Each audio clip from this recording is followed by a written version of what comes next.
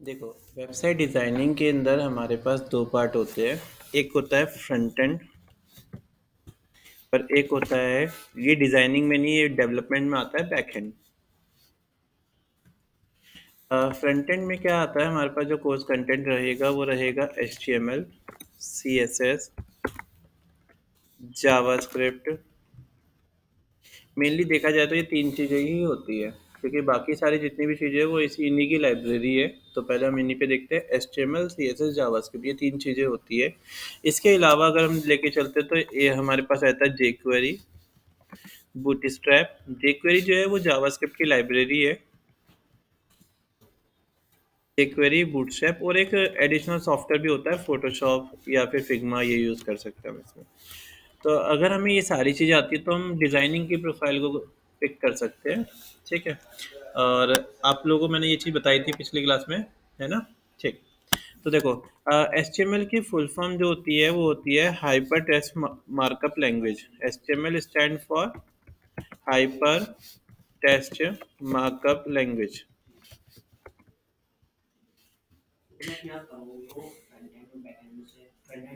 अभी पहले front end होगा आपका कोर्स, अगर डेवलपमेंट का है तो फ्रंट एंड के बाद बैक एंड वाला पार्ट आएगा, ठीक है। स्टार्टिंग फ्रंट एंड से ही करते हैं। तो देखो, HTML stand for hyper text markup language. अब देखो, जो जितना भी हमें ना एक ब्राउजर पे विजिबल होता है वो सिर्फ HTML के बेस, यानी HTML उसमें बहुत इंपॉर्टेंट रोल लेके चलता है। अगर मैं चेक करूं कि जैसे गूगल हो गया, लाइक ये गूगल है, ये जो बना हुआ है ना, इसमें भी जो कंटेंट डला हुआ है, देखो आप कंट्रोल यू करके चेक करोगे तो इसके अंदर भी क्या हो रखा है, HTML दे रखा है। इसके अंदर भी HTML, यहाँ पे HTML का यूज़ हुआ हुआ है, ठीक है। मेनली जो डिज़ाइन हमें विजिबल होता है, यहाँ पे जो कंटेंट ये विजिबल हो रहा है, ये दो चीज़ से ही हो रहा है, HTML और CSS से।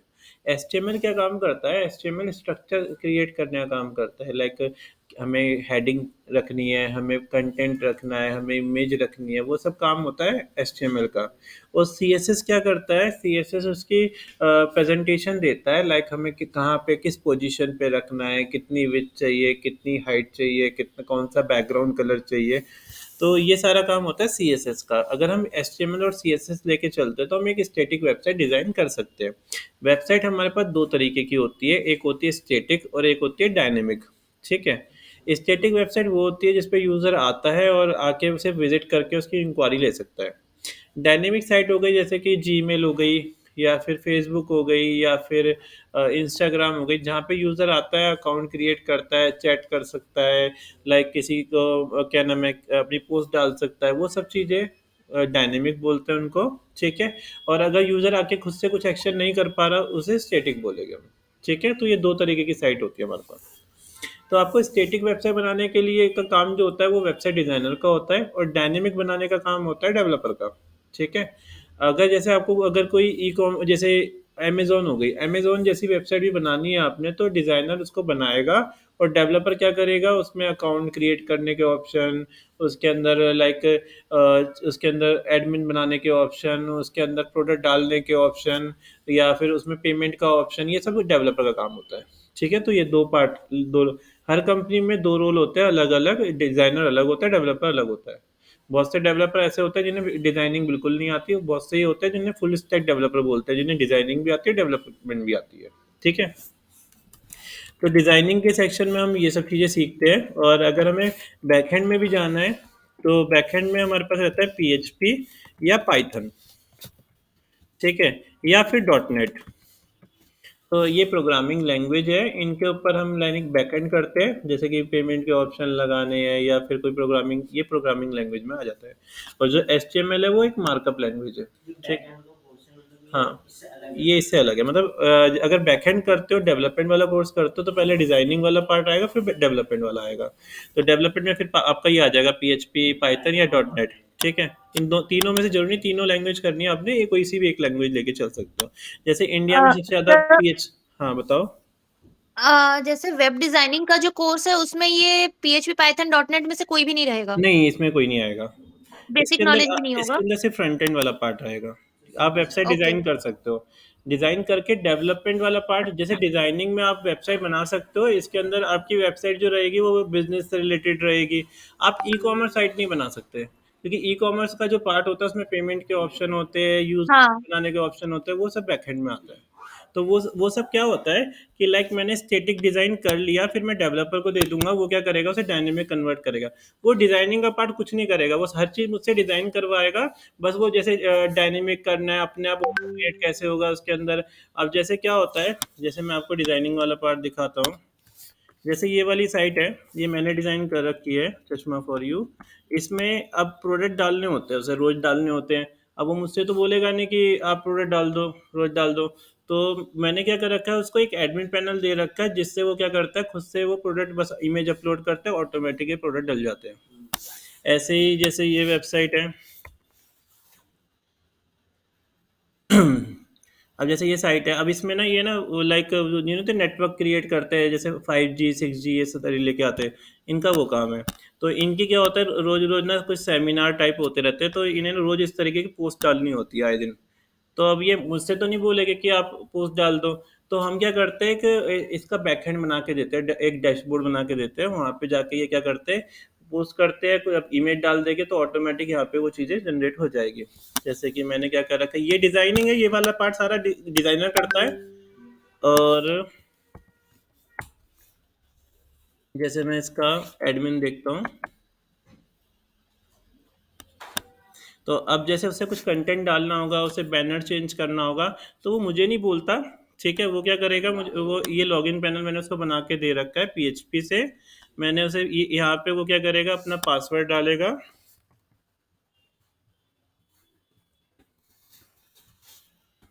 लॉगिन करेगा यहाँ पे। तो जब लॉगिन करेगा तो उसे डैशबोर्ड इस तरीके से मिल जाता है। तो उसे इवेंट डालने होते हैं, तो वो क्या करता है, खुद से अपने ऐड इवेंट कर लेता है यहाँ पे क्लिक। ठीक है, तो जो जो वो यहाँ पे डिटेल डालेगा, उसे कोडिंग करने की जरूरत नहीं पड़ेगी, वो डिस्क्रिप्शन डालेगा, वो इमेज डालेगा, ऑटोमेटिक वो सारी चीज़ें वहाँ पे आ जाएगी। ठीक है, ये जैसे वर्डप्रेस कि जैसे ही दिख रहा है ना सर? क्या चीज़। वर्डप्रेस में जैसे हाँ किया। राइट, जैसे वर्डप्रेस में होता है ना, वर्डप्रेस में ना क्या होता है, लिमिटेशन होती है। मतलब हम हर एक चीज़ नहीं कर पाते वर्डप्रेस में, क्योंकि उसमें लाइक उसका जो बैकएंड होता है वो अलग होता है, उसमें वो इनबिल्ट होती चीज़ें। तो हम्म। अगर हमें पीएचपी आती है तो हम ना पीएचपी से बिल्कुल लाइक कस्टमाइजेशन अच्छी कर सकते हैं काफ़ी। ओके। ठीक है, वर्डप्रेस का यूज़ जो होता है वो ब्लॉगिंग के लिए, या फिर अगर ई कॉमर्स बनाना है तो उसके लिए यूज़ होता है, क्योंकि उसमें बने बनाए सेटअप मिल जाते हैं। पर हम्म। वर्डप्रेस भी जो बना है ना, वो पीएचपी से बना हुआ है। पीएचपी पे, हाँ। वर्डप्रेस बना वो है वो भी देखा। पीएचपी की प्रोग्रामिंग से बना हुआ है। तो उसमें क्या होता है, अगर लोग ना वर्डप्रेस को अवॉइड करते हैं, क्यों अवॉइड करते हैं, क्योंकि उसमें ना वेबसाइट थोड़ी हैवी बनती है। उसमें इनबिल्ट प्लगइन अच्छा। यूज़ करने पड़ते हैं, तो प्लगइन यूज़ करते हैं तो वेबसाइट में ना एक्स्ट्रा कोड बहुत ज़्यादा हो जाता है। तो उस वजह से वेबसाइट अच्छा। क्या होती है, स्लो हो जाती है। ठीक है, और सेकंड थिंग, हम्म। वर्डप्रेस को ना हैक करना थोड़ा इजी होता है। लाइक उसमें बहुत सारे प्लगइन यूज होते हैं, हम किसी भी प्लगइन के कोड में कुछ हैक का कोड डाल सकते हैं, तो उससे क्या होता है, हैक हो जाती है वेबसाइट हमारी। तो और अगर हम अच्छा। पीएचपी से बनाते हैं तो ये इशू भी नहीं आता। तो जो बड़े बड़े एक लॉन्ग टर्म के प्रोजेक्ट होते हैं, बड़े प्रोजेक्ट होते हैं, वो पीएचपी पे प्रेफर करते हैं। इंडिया में पीएचपी चलती है ज़्यादा, और इंडिया से बाहर अगर लेके चलोगे तो पाइथन की भी काफ़ी डिमांड है। ठीक है, क्योंकि पाइथन जो है वो एआई सिस्टम में आ गया है। तो डाटा साइंस जो करते हैं वो सब पाइथन सीखते हैं। ठीक है, डेवलपमेंट में पीएचपी की ज़्यादा रिक्वायरमेंट होती है। तो सर जावा यूज नहीं होता इस पे? जावा का पार्ट अलग होता है, जावा स्क्रिप्ट होती है। दो पार्ट होते हैं, एक होता है जावा और एक होती है जावा स्क्रिप्ट। जावा का जो यूज होता है वो जैसे जावा सी लैंग्वेज हो गई, सी प्लस प्लस हो गई, हाँ वो हाँ। सॉफ्टवेयर बनाने के लिए यूज करते हैं। और अगर वेबसाइट बनानी है आपने, या आपने कोई लाइक सीआरएम बनाना है, तो उसके लिए हम इसका यूज करते हैं, पीएचपी का। और ओके। जावा स्क्रिप्ट जो होती है वो हर जगह यूज होती है, वो सॉफ्टवेयर में भी यूज होती है, हम्म वो एप्लीकेशन में भी यूज होती है, वो वेबसाइट्स में भी यूज होती है। तो एक हम्म। पर्टिकुलर एक अलग से भी प्रोफाइल होती है जावास्क्रिप्ट डेवलपर की। तो अगर आपकी जैसे जावास्क्रिप्ट की प्रोफाइल है, उसमें भी आपको एक अच्छा करियर मिल जाता है। ठीक है, ओके। और अगर हमें ये सारी चीज़ें आती है तो इन्हें फुल स्टैक डेवलपर बोलते हैं। फुल स्टैक डेवलपर बोलते हैं, जो फ्रंट एंड भी जानता है, जो बैक एंड भी जानता है। तो ठीक है। नॉर्मली बेटर कौन सा होता है, मतलब वेब डिजाइनिंग पे जाना सही है या हम्म। पहले से ही फुल स्टैक का लेके चलना सही है? ऐसा कोई वो नहीं होता बेटर का। लाइक हर कंपनी में अलग अलग प्रोफाइल के लिए अलग अलग होते हैं। तो फ्रंट एंड के लिए अलग मिलेंगे, बैक एंड के लिए हाँ, डेवलपर की सैलरी फ्रंट एंड वालों से ज़्यादा होती है। तो मतलब उनमें ग्रोथ बहुत जल्दी मिल जाती है, क्योंकि डेवलपर कम मिलते हैं, डिज़ाइनर ज़्यादा मिल जाते हैं। और ओके। जैसे फुल स्टैक डेवलपर हो गया, फुल स्टैक डेवलपर की भी बहुत अच्छी डिमांड है। जिन्हें डिजाइनिंग डेवलपमेंट दोनों आती है, तो उन्हें ना फिर ना डिपेंड नहीं रहना पड़ता, मतलब डिजाइनर के ऊपर, वो खुद ही से खुद डिजाइन भी कर लेते हैं, डेवलप भी कर लेते हैं। ओके, और डेवलपर की सैलरी ज़्यादा अच्छी होती है, जैसे ये फुल स्टैक डेवलपर की और एक डेवलपर की, इन दोनों की सैलरी काफ़ी अच्छी होती है। ठीक है, ओके, अब चलो हम देखते हैं, एक बार हम HTML और CSS में फ़र्क भी देख लेते हैं। HTML vs CSS। तो HTML जो होता है वो स्ट्रक्चर लेयर क्रिएट करने के लिए होता है, लाइक अगर आपको जैसे हेडिंग डालनी है आपको, जैसे कि लाइक कंटेंट डालना है, तो हम HTML का यूज़ करेंगे, जैसे कि ये इमेज से समझा रहा है।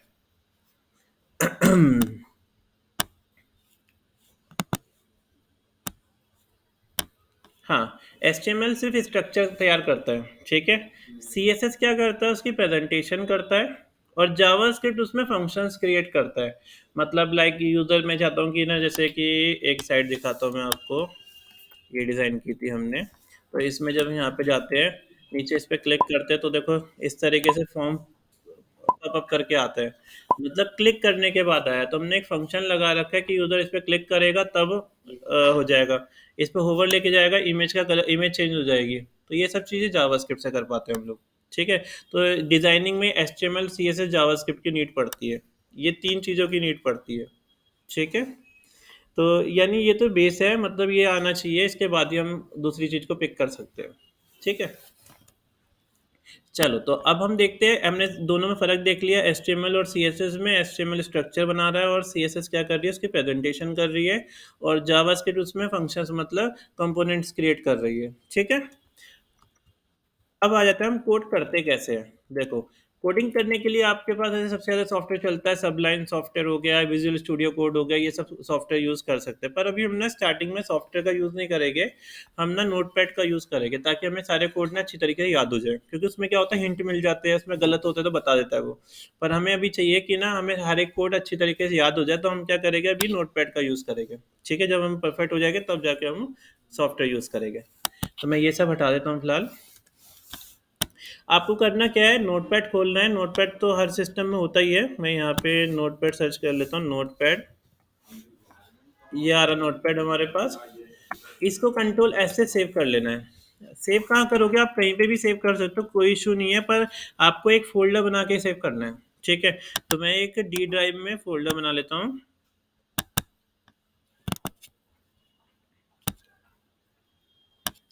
यहाँ मैंने मुकुल के नाम से फोल्डर बना लिया, ठीक है। और इसके बाद में इस इधर फाइल सेव कर लेता हूँ, ठीक है। नाम आप कुछ भी रख सकते हो, ABC कुछ भी नाम रख सकते हो, पर जब भी हम पहला पेज बनाते हैं उसका नाम हम हमेशा इंडेक्स रखते हैं। इंडेक्स नाम क्यों रखते हैं, जैसे कि मैंने अभी ये सर्च किया, इसका डोमेन, ठीक है, rcdu.org, या फिर मैंने अभी दूसरी वेबसाइट भी ओपन करी थी, chashma4u.com। तो यही पेज क्यों ओपन हुआ, पेजेस तो बहुत सारे हैं, जैसे मैं यहाँ पे क्लिक करूंगा तो इसके अंदर और भी पेजेस है, इस पे क्लिक करूंगा तो यहाँ पे और भी पेजेस है। वही पेज, मेन पेज यही क्यों आया, जब भी नाम जिसका इंडेक्स होगा, देखो इसका नाम क्या है, इंडेक्स है, ठीक है, डॉट PHP, क्योंकि मैंने PHP बना रखी है, तो डॉट PHP में है, तो इंडेक्स है नाम इसका। इंडेक्स नाम जो भी होगा वो होम पेज कहलाता है, मतलब एक तरीके से रीडायरेक्ट जो होता है, इंडेक्स पेज होता है। जैसे godaddy.com डाला मैंने, google.com डाला, facebook.com डाला, तो बाय डिफॉल्ट जो पेज ओपन होता है वो इंडेक्स पेज ओपन होता है, ठीक है। बाकी सब पेज क्या हो रहा है, हम क्लिकेबल करके कर रहे हैं, क्लिक करके कर रहे हैं। तो जो मेन पेज खुलता है वो होम पेज खुलता है हमारा, ठीक है। इंडेक्स फुल स्टॉप, एक्सटेंशन इसका रहेगा HTML, hypertext markup language. Save कर लेते हैं, फोल्डर का नाम मुकुल था। मैं यहाँ पे कोड करना स्टार्ट करता हूँ। हमारे पास बहुत सारे इसके क्या नाम है, वर्जन है, जैसे कि पहले हम HTML4 यूज़ करते थे, पर अब जो चल रहा है HTML5 लेटेस्ट वर्जन चल रहा है। HTML4 और 5, आपसे जब कभी इंटरव्यू पे जाओगे तो आपसे सबसे पहले यही क्वेश्चन पूछेंगे कि 4 और 5 में क्या डिफरेंस था, हम 4 क्यों नहीं यूज़ करते, 5 क्यों यूज़ करते हैं। तो देखो, 4 जो था वो ओल्ड वर्जन था और 5 जो है लेटेस्ट वर्जन है। 4 में ना वेबसाइट ना हम रिस्पॉन्सिव नहीं बना पाते थे। रिस्पॉन्सिव का मतलब हो गया कि मोबाइल फ्रेंडली वेबसाइट नहीं बना पाते थे, ठीक है। जैसे आपने देखा होगा, पता नहीं देखा होगा नहीं देखा होगा, IRCTC की वेबसाइट थी पहले, मोबाइल में सही से ओपन नहीं हो पाती थी। अब जो है वो फ्लेक्सिबल हो गई है, मोबाइल में परफेक्ट तरीके से ओपन हो जाती है। यहाँ तक कि जब फेसबुक जब स्टार्टिंग में आया था, 2005 के 8 के आसपास आया था, तब उस टाइम में ना फेसबुक भी ना मोबाइल वर्जन नहीं आया था, शुरू में जो टेस्टिंग वर्जन आई थी वो डेस्कटॉप वर्जन आई थी उसकी। ठीक है, तो आप अगर मोबाइल वर्जन के हिसाब से वेबसाइट बनाओगे तो मोबाइल में अच्छे से ओपन हो जाएगा, और 80% यूजर जो होते हैं वो मोबाइल के ही होते हैं। ठीक है, तो मोबाइल इस टाइम मोबाइल फर्स्ट वेबसाइट को प्रायोरिटी दी जाती है। ठीक है, तो हम HTML5 के अंदर मोबाइल फ्रेंडली वेबसाइट बना सकते हैं। ठीक है, HTML5 में काफ़ी सारे नए स्टैंडर्ड टैग आए जिनको यूज़ करके वेबसाइट जल्दी बन जाती है। HTML5 के अंदर हम एनिमेशन भी दे सकते हैं। ये सारी चीज़ें HTML5 की हेल्प से हो पाती, पहले ये सब चीज़ें नहीं थी। ठीक है, HTML5 में हम वीडियो भी लगा सकते हैं। पहले हम HTML5 में वीडियो नहीं लगा पाते थे, हमें जावास्क्रिप्ट के थ्रू वीडियो लगानी पड़ती थी। ठीक है, तो अब आपको ये ब्राउज़र को बताना पड़ेगा कि आप कौन से वर्जन पे काम कर रहे हो। तो अगर आप HTML5 पे काम कर रहे हो तो आपको ये टैग लिखना होता है डॉक टाइप HTML, ये आपको लिखना पड़ता है। ठीक है, ये doc type HTML is not any markup tag. जितने भी हम सीखेंगे उन्हें मार्कअप टैग बोलते हैं। Doc type HTML is not any markup tag, it is use for define version of HTML। यानी ये HTML के वर्जन को डिफाइन करने के लिए यूज किया जाता है। ठीक है, कि हम कौन से वर्जन में काम कर रहे हैं। Doc type HTML। ठीक है, एक बार गूगल से भी पूछ लेते हैं, what is doc type in HTML। तो देखो ये कह रहा है कि the declaration is not an HTML tag. मतलब HTML टैग का मतलब भी यही हो गया कि ये कोई HTML का टैग नहीं है।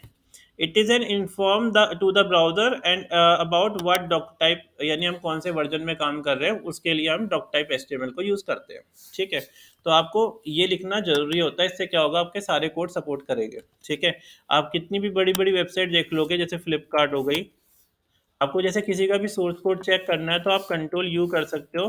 तो देखो इसने भी क्या कर रखा है, यहाँ पे सबसे पहले डॉक टाइप लिख रखा है। ठीक है, फ्लिपकार्ट, अमेजोन, कंट्रोल U करा, सोर्स कोड आया, देखो इसने भी डॉक टाइप यूज किया हुआ है। तो मतलब पहले डॉक टाइप HTML हम लिख देते हैं, जिससे बताते हैं हम कि हम कौन से वर्जन में काम कर रहे हैं। ठीक है,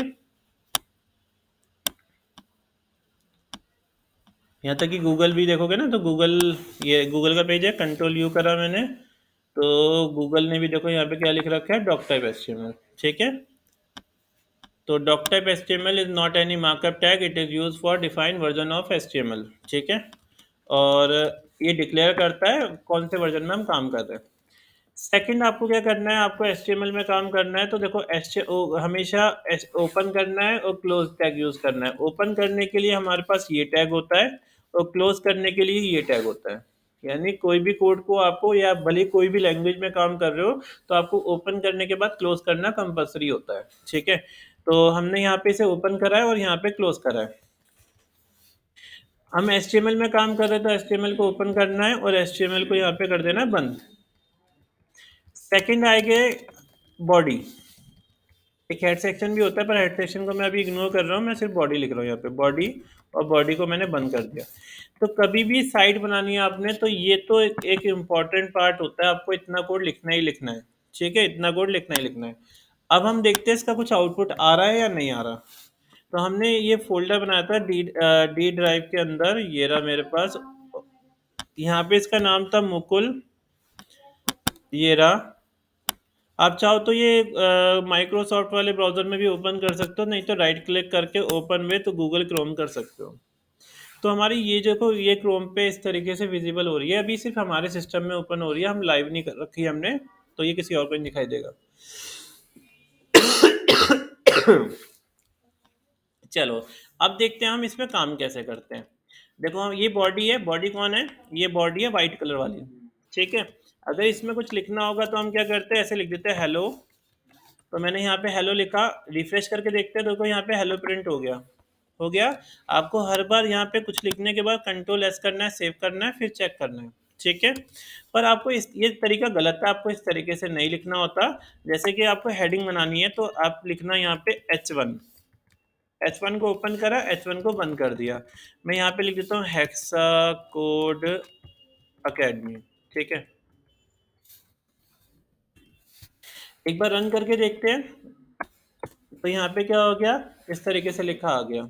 ठीक है, तो ये क्या हो गई, इसे क्या बोलते हैं हम, H1 हेडिंग, मतलब लार्जेस्ट हेडिंग। हमारे पास टोटल 6 हेडिंग होती है, H1, X6 तक होती है ये टोटल। तो मैं यहाँ पे क्या करता हूँ, H2 यूज़ करके देखता हूँ, यहाँ पे H3 यूज़ कर लेते हैं, H4 यूज़ कर लेते हैं, H5 यूज़ कर लेते हैं, H6 यूज़ कर लेते हैं।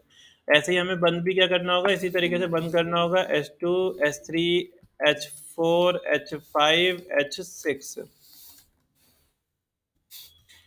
आउटपुट चेक करते हैं। देखो हमारे पास क्या होगा, ये सारी हेडिंग आ गई, ठीक है। तो ये क्या है, लार्जेस्ट हेडिंग है H1, और लीस्ट हेडिंग कौन सी है हमारे पास, X6 हमारी लीस्ट हेडिंग हो गई, ठीक है। अच्छा, मैं यहाँ पे अब कुछ कंटेंट लिखना चाह रहा हूँ, तो मैं एक काम करता हूँ, H1 के बाद एक पैराग्राफ लिख देते हैं। पैराग्राफ के लिए कौन सा टैग है, P टैग, ठीक है। यहाँ पे मैं कुछ कंटेंट कहीं से कॉपी कर लाता हूँ,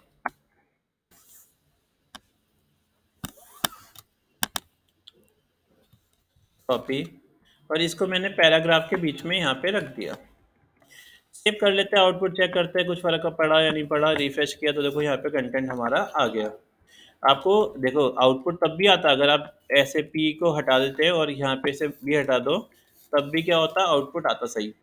देखो आउटपुट आ रहा है, पर आपको ऐसा करना नहीं है, आपको फॉर्मेटिंग के साथ काम करना है। तो आपको पी यहाँ ओपन करना है और पी आपने यहाँ पे बंद कर देना है, ठीक है। तो ये पैराग्राफ टैग होता है हमारे पास। हर एक चीज़ के लिए टैग दे रखे हैं। ये सिर्फ हम स्ट्रक्चर लेयर तैयार कर रहे हैं, हमने अभी CSS यूज़ नहीं करी है, ठीक है। जैसे कि मैंने कल आपको बताया था कि बोल्ड करने के लिए क्या होता था, बी टैग, राइट। तो बी टैग से क्या होता है, बोल्ड हो जाता है। तो मैंने यहाँ पे क्या करा, बी टैग को बोल्ड किया, और अभी देखो मैंने बंद नहीं करा तो क्या हो गया, सारा का सारा बोल्ड हो गया है। पर मैं यहाँ पे बोल्ड कर को बंद करना है, तो मैं यहाँ पे बी टैग को बंद कर दिया यहाँ पे। तो देखो बी टैग से क्या हो जाएगा, बोल्ड हो जाएगा। क्या बोल्ड हुआ, स्ट्रक्चर बोल्ड हुआ बस, ठीक है। अगर मुझे इटैलिक करना है तो कौन सा टैग था, आई से इटैलिक कर सकते हैं। रन करके देखते हैं। हो गया इटैलिक। अंडरलाइन चाहिए होगी तो यू टैग, यू टैग से अंडरलाइन आती है। रन करके देखते हैं, रिफ्रेश किया तो ये अंडरलाइन आ गई, ठीक है। अगर कट करना होता है टेस्ट तो DEL, डिलीट, तो इससे डिलीट हो जाएगा टेस्ट। देखो अभी यहाँ पे कुछ हुआ, रिफ्रेश करके देखते हैं तो ये डिलीट हो गया, ठीक है। अगर आपको सुपर स्क्रिप्ट लिखना है, मतलब जैसे ऐसे लिखना है सेकंड क्लास, तो ND कहाँ आना चाहिए, ऊपर आना चाहिए। अभी कैसे आ रहा है जरा चेक करते हैं पहले। तो ये देखो अभी तो नॉर्मल आ रहा होगा, कहाँ आ रहा है, सेकंड ये लिखा हुआ। ND मुझे ऊपर चाहिए, तो हम यहाँ पे लिखेंगे SUP सुपर स्क्रिप्ट, और सुपर स्क्रिप्ट को हमने यहाँ पे कर दिया बंद। तो सेम मेथड चल रहा है, बस आपको टैग पता होना चाहिए। तो आज ये सारे टैग आप लिख लेना, ठीक है। तो यहाँ पे हमने क्या करा, ND इस तरीके से लिखा। प्रोवाइड्स टू मुझे नीचे चाहिए, जैसे S2 लिखा होता है, तो SUB सब स्क्रिप्ट। तो सब स्क्रिप्ट से क्या हो जाएगा, ये नीचे की तरफ आ रहा होगा कहीं, ये रहा। तो हर एक चीज ना कोड से करनी होती है इसके अंदर। अगर आपको स्पेस भी देना है ना, तो ये एक ही स्पेस लेके चलता है। देखो मैं यहाँ पे कितने ज्यादा स्पेस दे रहा हूँ, पर कुछ नहीं हो रहा है, आउटपुट में कोई फर्क नहीं आ रहा। ये सिंगल स्पेस लेके चलता है। अगर आपको एक से ज्यादा स्पेस देने होंगे तो आप क्या करना, यहाँ लिखना एंड NBSP सेमी कॉलम। अगर आप ये लिखोगे तो इससे क्या आ जाएगा, स्पेस आ जाएगा। देखो रिफ्रेश करके देखते हैं, तो देखो यहाँ पे स्पेस आ गया, वाइट स्पेस बोलेंगे इसको हम, ठीक है। तो जितनी बार मैं ऐसे स्पेस दूंगा, ये देखो, हाँ राइट। ऐसे ही मुझे अगर एंटर भी चाहिए ना, तो देखो एंटर भी यहाँ से कुछ नहीं हो रहा, नहीं हो रहा। अगर आपको एंटर चाहिए तो उसके लिए BR टैग है, लाइन ब्रेक करने के लिए, BR। तो देखो इससे क्या हो गया, एंटर आ गया यहाँ पे, ठीक है। अच्छा BR को मैंने क्लोज नहीं करा, बाकी सबको मैं क्लोज कर रहा था। BR को क्लोज इसलिए नहीं किया क्योंकि अभी हर केस में मुझे बताना पड़ रहा था कि यहाँ से यहाँ तक हेडिंग चाहिए, यहाँ से यहाँ तक पैराग्राफ चाहिए, बोल्ड यहाँ से यहाँ तक चाहिए, इटैलिक यहाँ से यहाँ तक चाहिए। पर मुझे BR के केस में ना सिर्फ एक एंटर चाहिए था, ये बताना नहीं है कि यहाँ से यहाँ तक एंटर चाहिए, वो तो बस एक एंटर ही चाहिए। तो उस केस में मैंने क्या करा, सिर्फ इसे BR को ओपन करा, क्लोज करने की नीड नहीं होती, ठीक है। रिफ्रेश करते हैं तो देखो यहाँ पे ये इस तरीके से आ रहा है। अगर आप क्लोज करोगे ना, तो क्या होगा, एक और एंटर आ जाएगा, ठीक है। तो इसे क्लोज करने की नीड नहीं होती, या फिर आप ओपन ही मत करो, डायरेक्ट क्लोज कर दो। ठीक है, तो एंटर एक की मानो। ठीक है, आगे समझ में। ऐसे बी आर टैग होता है लाइन ब्रेक करने के लिए। ठीक है, बी आर की तरह एक टैग और है हमारे पास एच आर, वो भी ऐसे ही काम करता है, सेम रिएक्ट करता है। ये क्या करता है, ये एक हॉरिजॉन्टल लाइन क्रिएट कर रहा है डिवाइडर बनाने के लिए, ये यूज कर सकते हैं हम। ठीक है, तो हमने ये टैग यूज करा। कल मैंने एक टैग बताया था स्क्रोलिंग टेस्ट बनाने के लिए, क्या नाम था उसका, मार्क्यू।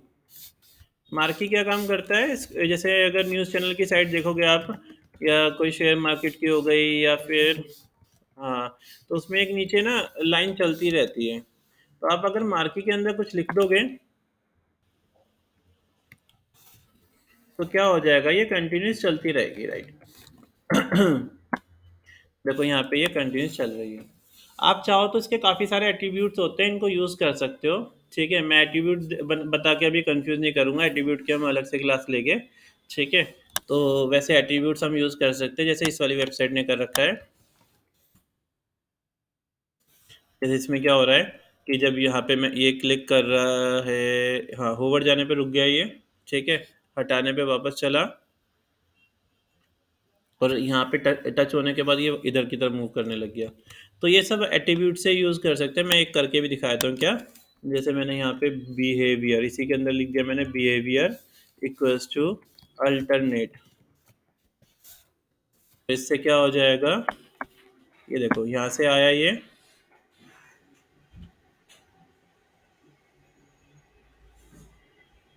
और जब ये यहाँ से टच हुआ तो ये वापस इस तरफ चला गया। ठीक है, तो ये इससे हुआ, पर अभी इसको हम अलग से ना एक इसकी क्लास लेंगे एट्रीब्यूट्स की, वो बाद में कवर करेंगे हम।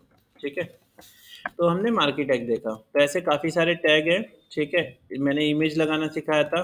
अगर मुझे इमेज लगानी होगी तो मुझे इसी फोल्डर के अंदर एक इमेज को रखना पड़ेगा। तो मैं एक काम करता हूँ,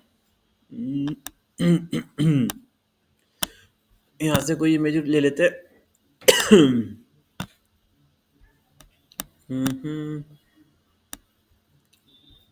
हाँ, चलो ये वाली इमेज ले लेते हैं। कॉपी किया मैंने यहाँ पे, और मुझे कहाँ पे रखनी है, अपना फोल्डर कौन सा था हमारा, मुकुल के नाम से, नाम कुछ भी रख सकते हैं। यहाँ पे मैंने पेस्ट कर दी इमेज को। इमेज का नाम है वन, और इसका फॉर्मेट क्या है, टाइप क्या है, जी I F. Ji I F का मतलब होता है ग्राफिक इंटरचेंज फॉर्मेट।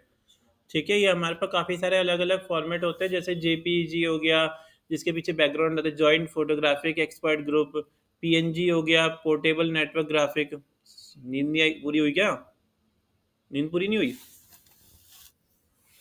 पीएनजी हो गया, पोर्टेबल नेटवर्क ग्राफिक।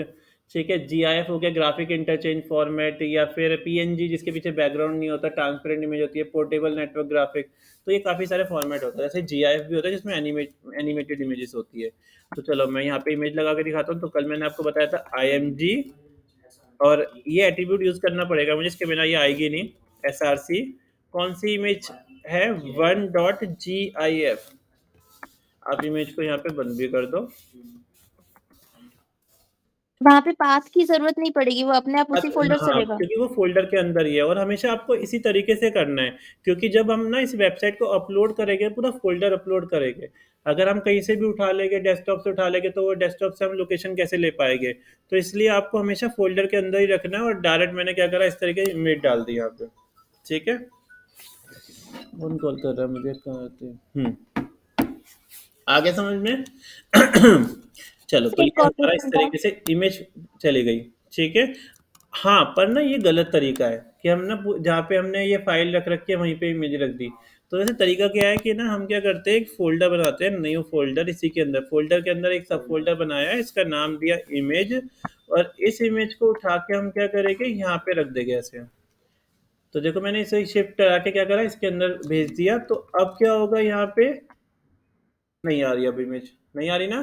तो मुझे क्या करना है, अब इमेज लेके आनी है, तो हमें यहाँ पे क्या करना पड़ेगा। देखो हमारी index.html, index.html कौन सी है, ये वाली फाइल है। मुझे इसके अंदर एंटर करना है, तो एंटर करने के लिए हम क्या करेंगे, उस फोल्डर का नाम लिख देंगे और स्लैश लगा देंगे। तो ये हो गया इसका पाथ। ठीक है, अब मैं रिफ्रेश करता हूँ तो इमेज हमारे पास यहाँ पे इस तरीके से आ गई। ठीक है, इमेज बहुत बड़ी जा रही है क्योंकि इसका एक्चुअल साइज बड़ा है, तो मैं एक काम करता हूँ, इसके आगे ये भी लिख देता हूँ कि विथ इक्वल्स टू 100%। तो विथ यानी 100% का मतलब हुआ फुल स्क्रीन, मतलब जितनी हमारी डिवाइस है, मोबाइल मोबाइल के हिसाब से मोबाइल के हिसाब से हो जाए, सिस्टम के हिसाब से सिस्टम के हिसाब से हो जाए। ठीक है, तो ये हमारे पास इमेज आ गई। जैसे हम इमेज लगा सकते हैं वैसे वीडियो भी लगा सकते हैं, वैसे ऑडियो भी लगा सकते हैं, काफ़ी सारे टैग होते हैं। तो मैं इमेज लगाना मैंने आपको बता दिया किस तरीके से लगानी है। एक बार वीडियो और देख लेते हैं, वीडियो मेरे पास पड़ी होगी कोई। MP4 ले लेते हैं, तो बहुत बड़ी है, ये तो रिकॉर्डिंग्स है।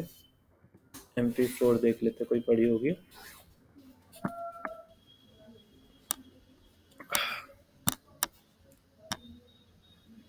ये रही।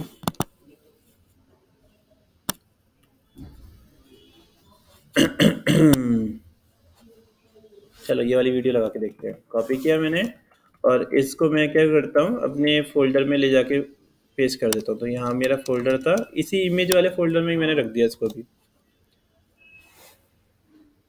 इसका नाम है बीजी। देखो, अगर आपको इमेज लगानी है तो IMG टैग यूज़ करेंगे, और वीडियो लगानी है तो आप वीडियो टैग यूज़ करोगे। वीडियो ओपन, वीडियो बंद। और यहाँ पे आपने क्या करा, SRC लिखा इक्वल्स टू, और डबल कोट्स, और इसका नाम दिया IMG फोल्डर, और यहाँ पे 1 डॉट नाम नहीं, BG नाम था उसका, BG.MP4। चेक करें आउटपुट कैसा आ रहा है। तो देखो यहाँ पे वीडियो आ गई है, पर वीडियो बहुत बड़ी है, स्क्रीन से बाहर निकल रही है। देखो काफ़ी बड़ी वीडियो है। ये मैंने यूज़ कर रखी है, एक वेबसाइट में दिखाता हूँ कैसे यूज़ की हुई है मैंने। इसमें क्लाइंट के लिए लगाई थी मैंने।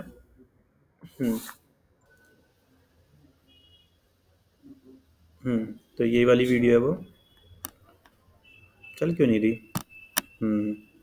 तो ये रही वीडियो। ठीक है, यही वीडियो है। तो चलो मुझे भी क्या करना है, ये वीडियो लगानी है इसमें। ठीक है, तो मैं एक काम करता हूँ, इस वीडियो की विड्थ दे देता हूँ। तो मैंने यहाँ पे इसकी विड्थ दे दी इक्वल्स टू 100%। तो 100% लगाने से इसका साइज़ जो हो जाएगा वो फुल स्क्रीन हो जाएगा। तो यहाँ पे इसका साइज़ फुल स्क्रीन हो गया, ये हो गया। मैं चाहता हूँ वीडियो चले भी, तो चलाने के लिए मुझे देखो यहाँ पे कोई चलाने को अभी चल नहीं रही। देखो चल रही ना, तो आपको ये चलाने के लिए क्या करना पड़ेगा, यहाँ पे ना लिखना पड़ेगा आपने ऑटो प्ले। इसके बाद विथ के बाद मैंने ऑटो प्ले लिख दिया। ठीक है, आप इसके बाद लिख सकते हो म्यूटेड, जिससे आवाज़ बंद हो जाए। ठीक है, अभी चेक करते हैं हम। तो रिफ्रेश करके देखा हमने, अब चल जाएगी देखो वीडियो। ठीक है, तो वीडियो हमारी इस तरीके से चल गई है यहाँ पे। अच्छा, मैं चाहता हूँ कि ना यहाँ पे कंट्रोलर भी आ जाए जिसे रोकने के लिए। तो आप चाहो तो यहाँ पे एक और एट्रीब्यूट यूज़ कर सकते हो, इसका कंट्रोल्स। तो इससे क्या हो जाएगा, कंट्रोलर आ जाएंगे। एक बार चेक करते हैं फिर से। तो देखो यहाँ पे कंट्रोलर आ गए। आप चाहो तो इसको साउंड को ऑन भी कर सकते हो, ऑफ भी कर सकते हो। ठीक है,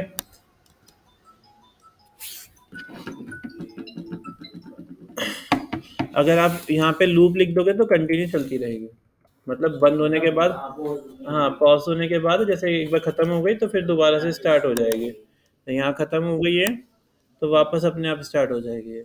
ठीक है, ये सब तो कुछ ये वीडियो सब यूज़ टैग कर के सकते। अंदर लिखना पड़ेगा। हाँ, इसी के अंदर रखना पड़ेगा इसको।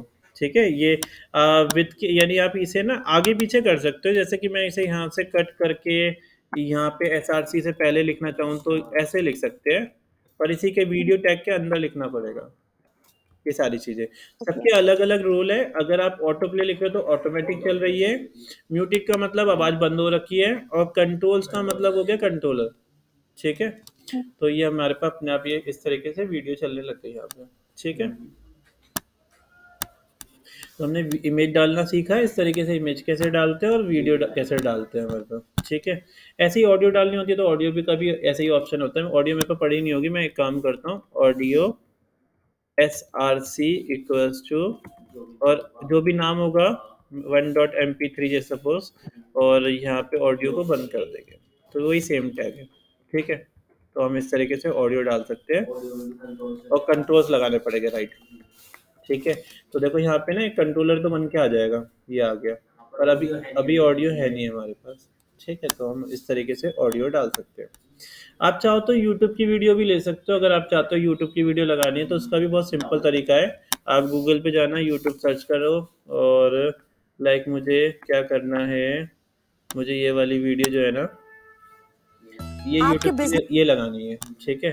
तो आप ना यहाँ शेयर का बटन यूट्यूब देता है, आप यहाँ पे देखो ये कोडिंग का ऑप्शन देखो, आइकन आ रहा है ना, यही आइकन यूज़ कर रहे हैं हम। इस पे क्लिक किया हमने, कॉपी किया इसको, और इसको मैं यहाँ पे लगा सकता हूँ। तो देखो यूट्यूब की वीडियो क्या हो जाएगी, मेरी वेबसाइट पे आ जाएगी यहाँ पे। ये देखो ये आ गई।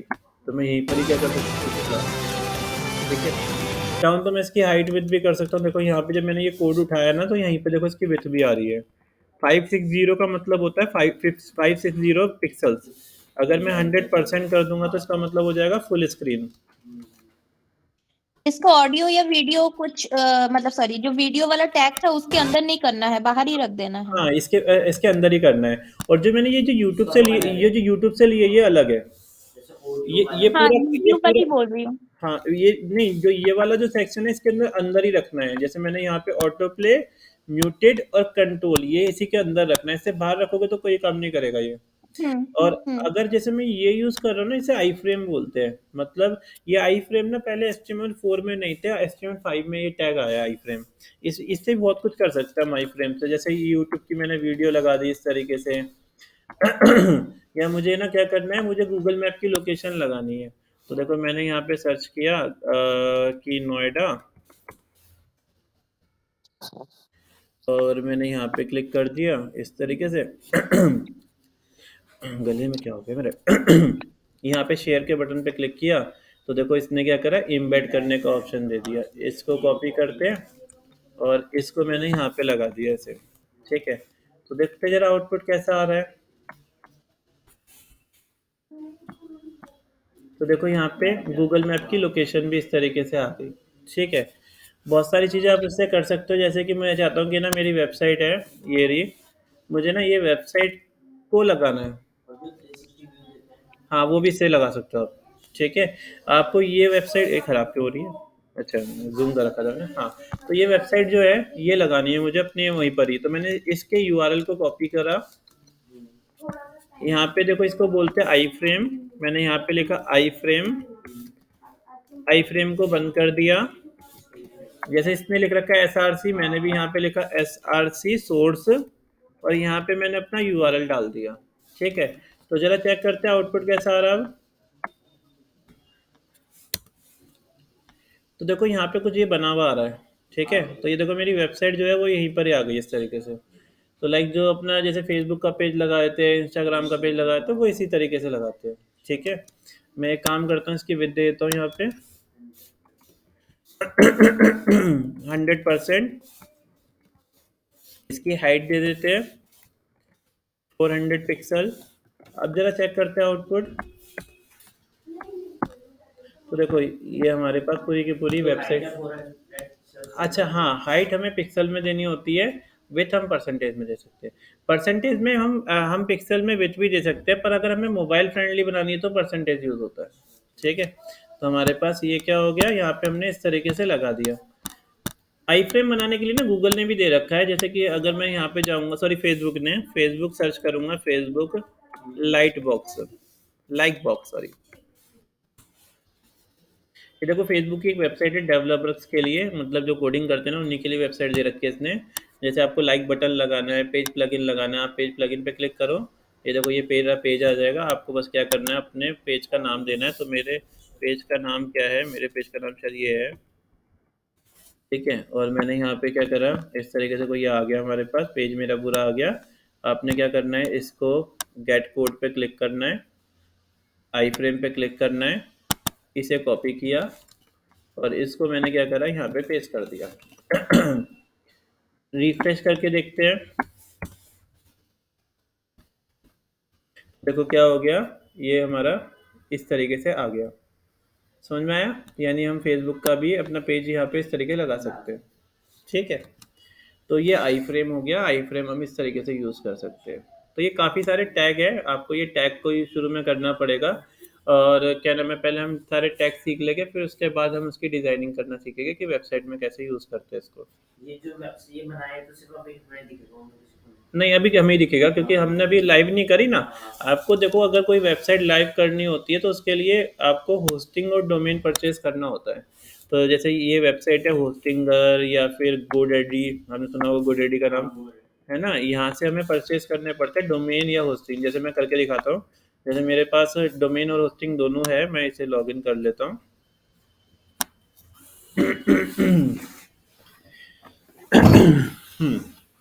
तो ये मेरी होस्टिंग है, जो भी आपको सर्वर होता है ना, वो ये सर्वर होता है। मतलब आप वेबसाइट को लाइव यहाँ पे करते हो। तो जैसे मेरे पास ये मेरी है वेबसाइट। तो जितनी भी वेबसाइट मैंने बना रखी है ना, वो सारी वेबसाइट देखो यहाँ पे ये आ रही। ये सारी वेबसाइट यहाँ पे आ रखी है। ये सब सारी वेबसाइट है। तो यहाँ पे ये होस्टिंग का पैनल है पूरा। तो ये दिखा रहा है यहाँ पे कि मैंने यहाँ पे मेरी होस्टिंग के अंदर टोटल 45 वेबसाइट है जो मैंने बना के यहाँ पे डाल रखी है। ठीक है। तो मुझे ना क्या करना है, कहीं इसे अपनी जो हमने काम किया है ना, इसको अपलोड करना है। ठीक है। तो मैं एक काम करता हूँ, इन्हीं के अंदर एक फोल्डर बना लेते हैं। यहाँ दीपावली में बना लेता हूँ फाइल मैनेजर। तो ये फाइल में ये इसे बोलते हैं सी पैनल। सी पैनल के अंदर फाइल मैनेजर होता है। तो मैं, ये मेरे क्लाइंट की साइट है, तो मैं इसी के अंदर एक फ़ोल्डर बना के और अपना जो हमने काम किया ना, वो एक बार लाइव करके देखते हैं। ठीक है? सर मुझे ना यहाँ पे एक थोड़ा कन्फ्यूजन सा है। हाँ। जैसे ये जैसे होस्टिंगर में क्या होता है कि हम लोग कभी-कभार डोमेन भी परचेज़ कर लेते हैं हाँ, डायरेक्ट। हाँ। अब वहाँ पे हमें डैशबोर्ड मिल जाता है, उसी पे डिज़ाइन करके हम उसी वहीं पे ही उसको लाइव कर देते हैं। राइट। मतलब हाँ, 48 आवर्स में अपने आप लाइव हो जाता है वो, हाँ, ठीक है। है ना? और ये वाला जो आप बता रहे हो यहाँ पे ये होस्ट करने का ही प्रॉपर देता है क्या हाँ, ये होस्टिंगर? होस्टिंग मतलब भी देता है और डोमेन भी देता है। अगर हम डोमेन परचेज़ करते हैं, हम ऐसा भी कर सकते हैं, जैसे मैंने डोमेन गोडैडी से परचेज़ कर रखा है और होस्टिंग हाँ, मैंने होस्टिंगर से परचेज़ करके, होस्टिंग की ना थोड़ी ना चीप है, मतलब इसके इतना अमाउंट नहीं लेता ये। आपको अच्छा, 4000 में आपको 4-5 साल के लिए, 4 साल के लिए मिल जाती है ये होस्टिंग। तो मैंने क्या कर रखा है, अच्छा, डोमेन जितने भी ले रखे हैं सब गोडैडी से ले रखे हैं और होस्टिंग इससे ले रखी है। तो हम डीएनएस होता है, एक डीएनएस को कनेक्ट करा देते हैं, तो दोनों चीज़ें हमारी लाइव हो जाती है। तो दोनों आपस में अटैच हो जाते हैं। और अगर आप अच्छा, एक ही से खरीदते हो, आप होस्टिंग भी उसी आईडी से खरीद रहे हो, उसी यानी प्लेटफ़ॉर्म से खरीद रहे हो, डोमेन भी उसी से खरीद रहे हो, तो वो आपस में ऑटोमैटिक कनेक्ट हो जाती है। अच्छा। और ठीक है? तो इस पे होस्ट करने का तरीका सेम है ना, जैसे टॉमकैट पे करते थे हाँ, फाइल मैनेजर सेम में, सब में सेम सेम वही होता है, है? राइट। सब में सेम है। ओके। इसका सी पैनल का बस थोड़ा यूज़र इंटरफ़ेस अलग है। इसका यूज़र इंटरफ़ेस कुछ ऐसा है। मतलब हाँ, थोड़ा-सा ना थोड़ा ये अजीब-सा थोड़ा दिख रहा है लोकल सा मुझे बना ये। रखा है इसने। नहीं तो वैसे बाकी और औरों का सेम ही होता है सी पैनल। तो देखो, ये फ़ोल्डर होता है पब्लिक एचटीएमएल, जितनी भी फाइलें होती हैं हमारी वो इस फ़ोल्डर के अंदर होती है। तो जो भी मैंने वेबसाइट बना रखी है, जैसे दीपा.co.in है, ये भी मैंने एक क्लाइंट के लिए बना रखी है, दिखाता हूँ कौन सी है ये। तो ये साइट है, ये दीपा.co.in। ठीक है। अभी जो दीपा.co.in करने पे तो ये पेज खुल रहा है, ये क्योंकि इंडेक्स पेज है। जब मैं दिखाता हूँ आपको इंडेक्स पेज कहाँ पर है। आई आई आई आई आई मैंने भी क्या कर रखा है, इमेज ना यहीं पे डाल रखे कुछ कुछ, जल्दी जल्दी करके चक्कर में। पर क्या नाम है, आपको ना पूरा पर्टिकुलर फोल्डर में डालना चाहिए। तो आई ये रहा। तो देखो, इंडेक्स जो मेन पेज खुल रहा है वो ये वाला पेज खुल रहा है। ठीक है। मैं एक काम करता हूँ, यहाँ पे एक नया फोल्डर क्रिएट कर लेता हूँ, न्यू फोल्डर। इसका नाम दे दिया मैंने मुकुल। और क्रिएट कर लेते हैं यहाँ पे। और यहाँ पे मैं जो अपनी फाइल है ना वो सारी अपलोड कर देता हूँ। तो अपलोड फाइल, और हमारा फ़ोल्डर था कौन सा, बुकुल ये रहा। और इसके अंदर मैंने इसको यहाँ पे अपलोड कर दिया। अभी मैंने इमेज वीडियो नहीं अपलोड करी, मैं सिर्फ ऐसे कर रहा हूँ। चलो इमेज वो भी कर लेते हैं, वीडियो हटाया था, वीडियो हैवी है। मैं वीडियो को डिलीट मार देता हूँ यहाँ से। और इसे भी अपलोड कर लेते हैं। अपलोड फाइल, अपलोड फाइल, और इमेज, और ओपन। ये मैंने यहाँ पे कर दिया। ये आ गई 1.0 पर हमारी फोल्डर के अंदर थी। तो मैं एक काम, अभी चलो चेक करते कैसा आ रहा है। ये दीपा.co.in था। इसी के अंदर मैंने सर्च किया मुकुल स्लैश लगा के, तो ये सब फोल्डर के अंदर हमारी फाइल आ गई। ये आ गई जो मैं वहाँ पे बना रहा था। ये अब लाइव हो गई है, मतलब ये किसी के भी सिस्टम में चल जाएगी। ठीक है। अब ये किसी के सिस्टम में, मेरे मोबाइल में भी चल जाएगी, किसी के भी सिस्टम में चल जाएगी। हाँ, इसमें वो नहीं आ रही, वीडियो नहीं आ रही, क्योंकि वीडियो मैंने डिलीट मार दी थी। इमेज का मैंने पाथ चेंज कर दिया था, तो मैं एक काम करता हूँ, इमेज का पाथ ठीक कर लेता हूँ। तो ये ऐसे तो हाँ, यूआरएल डालना पड़ेगा। देखो मैं इसको एडिट कर लेता हूँ यहीं पर ही। हमारा कहाँ पे, ये रहा 1.gif, इसको हटा दिया मैंने और सेव कर लेते हैं। अब चेक करते हैं, देखो ये आ गई इमेज, ठीक है। तो ये हमारा ये लाइव चल रही है अब। तो ये नहीं, मेरे जो डोमेन है उसके अंदर ही मैंने एक मुकुल के नाम से फोल्डर बना के वो कर दिया। यहाँ पे जो मेन है, मेन तो कौन सा पेज आ रहा है, इंडेक्स पेज आ रहा है, इंडेक्स पेज आ रहा है, ठीक है। चलो इसके साथ भी कुछ छेड़खानी करके देखते हैं 2 मिनट के लिए। तो मैंने क्या करा, यहाँ पे इसका नाम ना, इंडेक्स कहाँ पे नाम है इसका, इंडेक्स इंडेक्स इंडेक्स पीएचपी, मैंने ये इंडेक्स डॉट पीएचपी ये रही। मैं इसका नाम चेंज कर रहा हूँ, इसका नाम मैं रीनेम कर रहा हूँ, index to dot P H P कर दिया मैंने, ठीक है। रीनेम कर लेते हैं। अब देखो एक बार रिफ्रेश करके देखते हैं यहाँ पे। तो देखो वेबसाइट में क्या कह रहा है, डिफ़ॉल्ट पेज जो है वो गायब हो गया है, तो ये बंद आ रही है यहाँ पे, है ना। चलो मैं अब एक काम करता हूँ, यहाँ पे ना अपना अपनी वाली फ़ाइल अपलोड कर देता हूँ। तो मैंने यहाँ पे अपलोड फ़ाइल करा, और जो हमारी जो इंडेक्स वाली फ़ाइल थी वो अपलोड कर दी।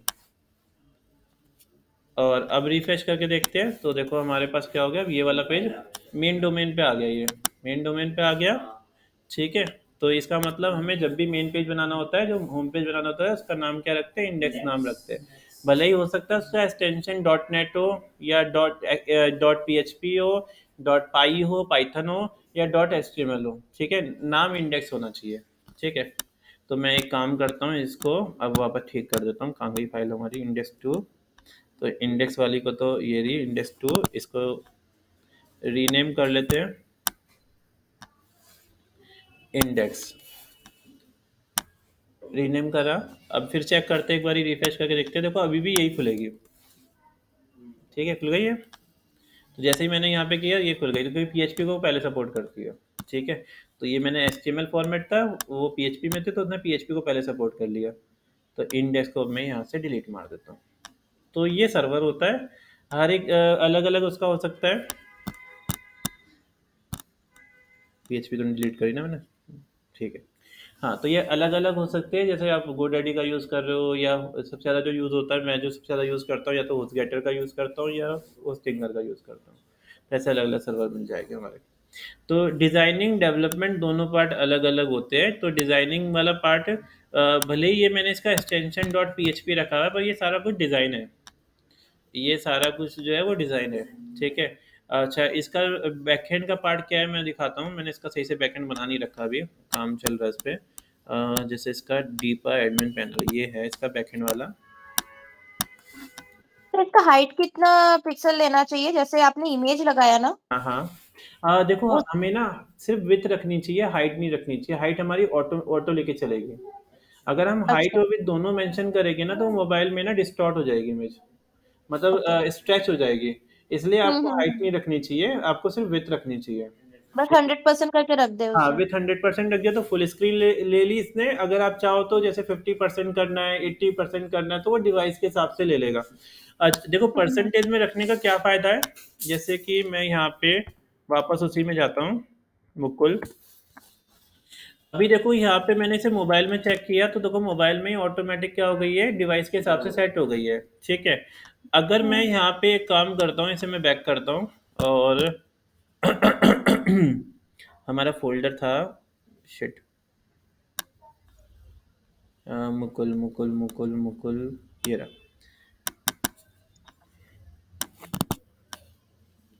एडिट। चलो, तो मैंने अब की बार क्या करा, इसको पिक्सल्स में रख लिया, मतलब मैंने इसको 1200 पिक्सल कर दिया, या 1000 पिक्सल कर लेते हैं, 1000 पिक्सल। नहीं, वीडियो नहीं, वो इमेज ये रही, 1000 पिक्सल। पिक्सल का मतलब होता है एग्जैक्ट साइज। हुँ। फिर वो नीचे वो स्क्रॉलिंग वाला आ हाँ, जाएगा ना राइट, सिर्फ? स्क्रोलिंग। कभी भी आप वेबसाइट में काम कर रहे हो तो स्क्रोलर नहीं आना चाहिए, ठीक है। स्क्रोलिंग आ रही है हुँ। तो मतलब आपकी वेबसाइट रिस्पॉन्सिव नहीं है। तो आपको हमेशा ये हुँ। ध्यान रखना है, आपकी वेबसाइट में कभी भी स्क्रोलर नहीं आना चाहिए। स्क्रोलर का मतलब, देखो यहाँ पे मैं इसे मोबाइल में चेक करता हूँ, नीचे ये स्क्रोलर आ गया, ये ये नहीं आना चाहिए कभी भी, ठीक है। ये स्क्रोलर क्यों आया, क्योंकि हमने विद जो ली पिक्सल में ली, हमारी डिवाइस का साइज कितना हो गया 400 पिक्सल, 500 पिक्सल, 800 पिक्सल, और ये क्या हो रहा है, ये स्क्रीन से बाहर निकल रहा है। ठीक है, तो आप इसलिए परसेंटेज में रखोगे तो परसेंटेज में हर डिवाइस के हिसाब से सेट हो जाएगी। ठीक है, तो ये सब चीज़ हमने HTML के बारे में देखी। आज आपने इसी के जितने टैग है ना, मैं आपको ये सारे भेज देता हूँ, आपको ये सारे टैग नोट डाउन करने हैं और एक बार इतना ही करके देखना है बस। ठीक है, देन नेक्स्ट क्लास में आगे करेंगे। क्लियर, बाकी मैं रिकॉर्डिंग भी आपको शेयर कर देता हूँ।